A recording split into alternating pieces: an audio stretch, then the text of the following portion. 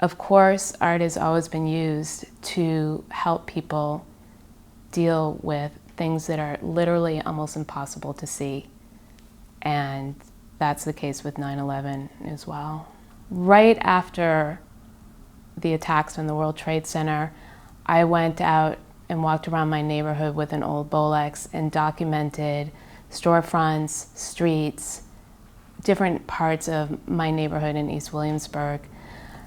Not as an art project, but simply because I felt like it needed to be documented. The response was so intense, both in terms of just surging patriotism, the walls of flags, but also creatively, the way my neighbors were implementing their own expression.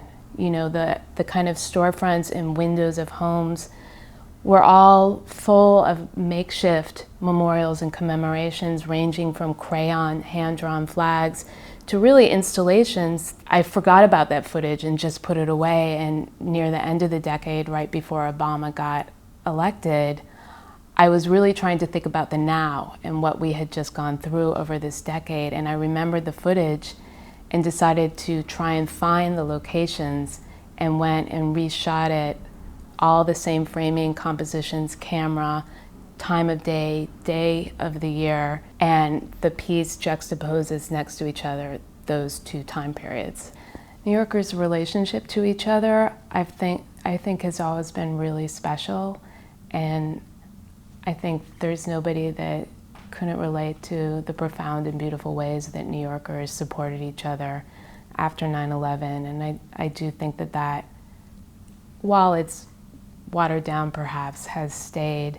It's a hard thing. I think that people are scared in ways that they don't even realize, that there's a kind of psychological, unconscious way that we're living with the wreckage of that historical time period that I really think it will take a long time for us to understand how it's changed us. There's a photograph that was published in the Times Magazine very soon after the attacks where the camera is situated in East Williamsburg looking at rooftops, and you can see the towers, all the smoke of the collapsed towers. And I've had that on my bulletin board for a decade, and I think, now those towers are down, and in terms of my own practice, it almost doesn't matter that they've been extracted from that picture, they're just still there. And a consciousness of that, I don't see that there's any way that anything I do will ever not have that in my work.